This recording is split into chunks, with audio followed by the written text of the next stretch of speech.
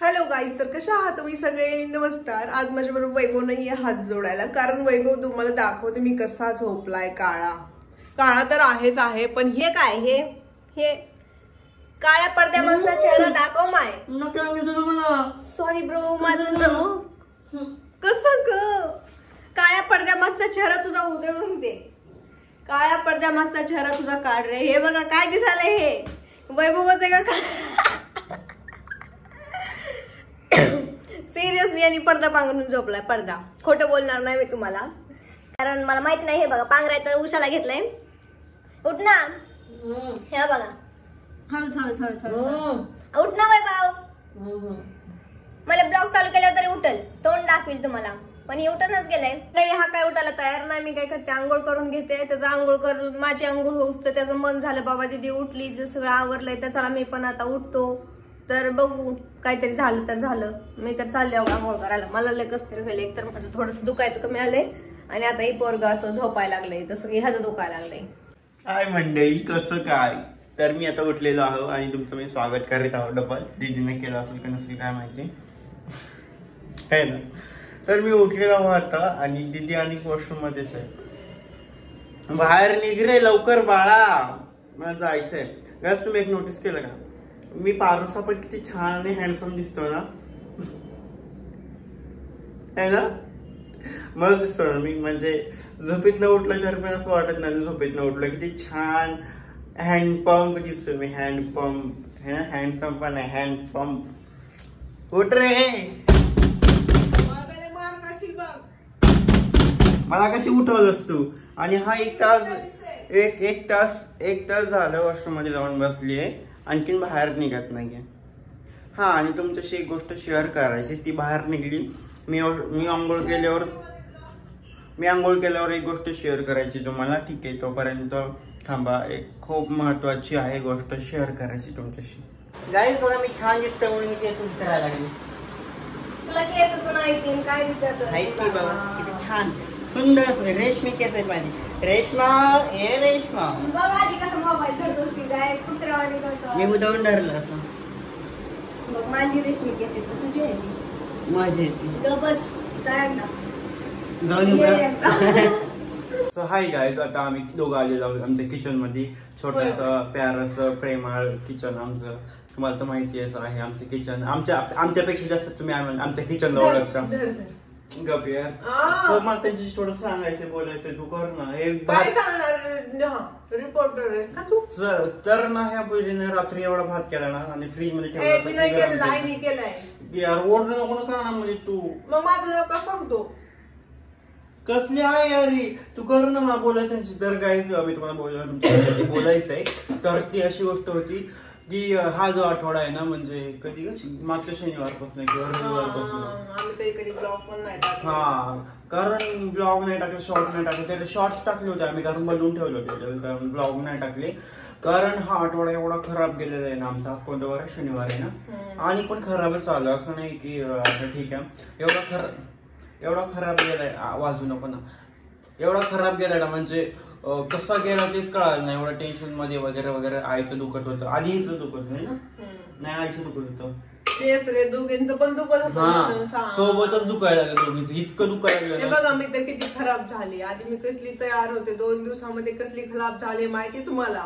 तरी पण एवढं तोंड दिसायला एवढं. आणि गाईस आईचं बापरे, आईचं तर खूप दुखलं. याच्यापेक्षा आईचं दुखलं. मग हॉस्पिटल वगैरे आम्ही केले.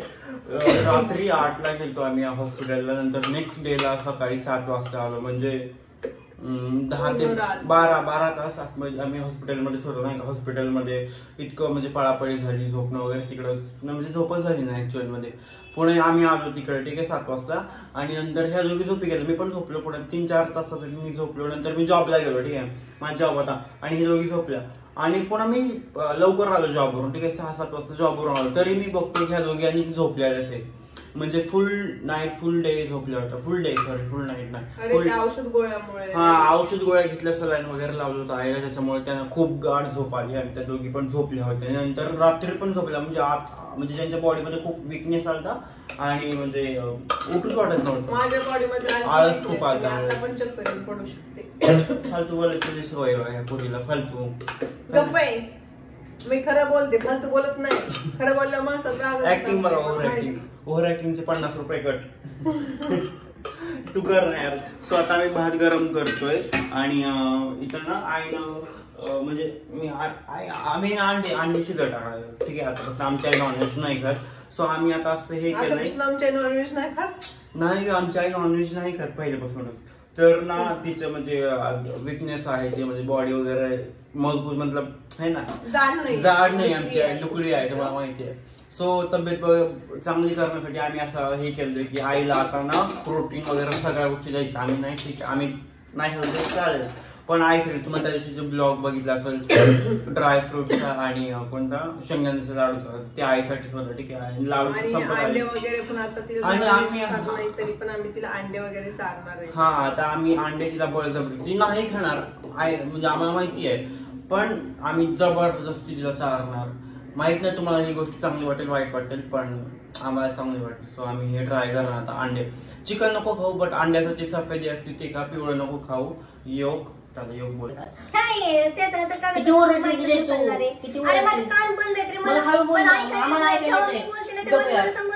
गापरे बोलू नको तू, हळू बोल ना. तुला हळू बोलले मला ऐकू येत नाही रे. ती का आज करतीस यार, तू कसली कान राही बसती माहिती का? बघा ना काय माझी गप ना यार. गप यार. सो आम्ही ना आईला ना अंडेही करणार. ठीक आहे, बघूयात, म्हणजे आम्हाला पण माहित नाही खाणार की नाही, पण जबरदस्ती कारण ऑप्शन नाहीये नाही का, प्रोटीन वगैरे. हा, दूध वगैरे ती चहा खूप पिते आमच्या आई शुगर चहा खूप खाते. सो चहा बंद केला आमच्या आईचा, चहा टोटली बंद. त्याच्याऐवजी प्रोटीन मिल्क शेक चालू केलाय. झाले होते यार सगळं. सो आम्ही एक आठवडा झाला आम्ही एक्सरसाइजला पण जात नाही रोज. अरे गप ना तिथे बोलली ना. सो गाईज मी काय बोलतो, आम्ही एक्सरसाइजला पण नाही गेलो. एक वीक झालं, कारण झोपणं सकाळी उठणं, जॉबला जाणं वगैरे वगैरे. फक्त मी काल एकटा गेलतो, पण आज माझी ताकद नाही तर जास्त मी गेलोच नाही. लय शहाणा पडायला होता काल जाऊन. त्याला वाटलं तिला झोपी घातलंय, मी चाललोय, म्हणजे बघा मी किती रुटीन फॉलो करतो. आज तो पण बसला घरी. आता अंडे सोडलं. आता आम्ही दोघं खातोय, कच्ची अंडी खातोय. ऍक्च्युली सकाळी शिजवलं तर गाई आमच्या घरी कोंबड्या पण होत्या, म्हणजे खाली टाकू का? मी फरशी पुसून घेतली आताच.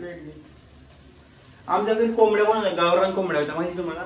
मस्त होत्या यार, मस्त, खूप साऱ्या होत्या. आम्ही रोज अंडी खायचो तिकडे होतो तेव्हा, गावी होतो. पण इथं मुंबईमध्ये कशा कोंबड्या पाळायच्या आहे ना? पाळू शकतो. कुठे पाळू शकतो? बेसिन, बाथरूम बाथरूम मध्ये आणून ठेवायच्या आणि त्यांना दररोज भात टाकायचा खायला. आता बदललेला आमचा कॅमेरा अँगल कशामुळे, कारण आम्ही शॉर्ट्स बनवले, खूप छान शॉर्ट्स. मला खूप जास्त इथे हे केलंय गाईस. तसा टेक होता आमच्या एका व्हिडिओ मध्ये, असं होतं ऍक्च्युअली. मग मी जास्त करणार होतो, मग ते थोडस दुखलं. मी काय कर, एवढं तर सहन करावं लागतं ना. पण तो व्हिडिओ बनवलाय तो गाईस, बनवलाय की. तो गाईस इकडं आहेत आमचे वटाणे आणि काय ग, चणे आणि वटाणे. त्याला मी थोडस फ्राय करणार, मीठ टाकून, तेल टाकून, खायला मस्त लागतं. ठीक आहे, असं पण खाऊ शकतो, पण थोडस ते स्वादिष्ट लागतं. ठीक आहे, स्वादिष्ट. मी चालले बरोबर. ती गरम कर आधी, ते घेऊन जा मग तिकडं. सगळ्या गोष्टी आयडिया लागतात बाईला. तुम्हाला दिसतंय का इथं? दिसतंय. हा, ठीक आहे. सो आता आपली कढई गरम झाली ना, मी थोडस यातलं पाण्याचं काढून ठेवतो. मी काय म्हणते, तू का उगाच वेस्ट करायला? तू खाणार आहे का? वेस्ट आहे का? मी फेकून दिलं तुझं खायला. पण रात्री बनवल्यात ना, वास नाही लागेल. सो आता मी तेल टाकलेलं आहे, आपल्याला हे टाकायचं. मी चालले फ्रीज मध्ये. बाय. चणे वाटाणे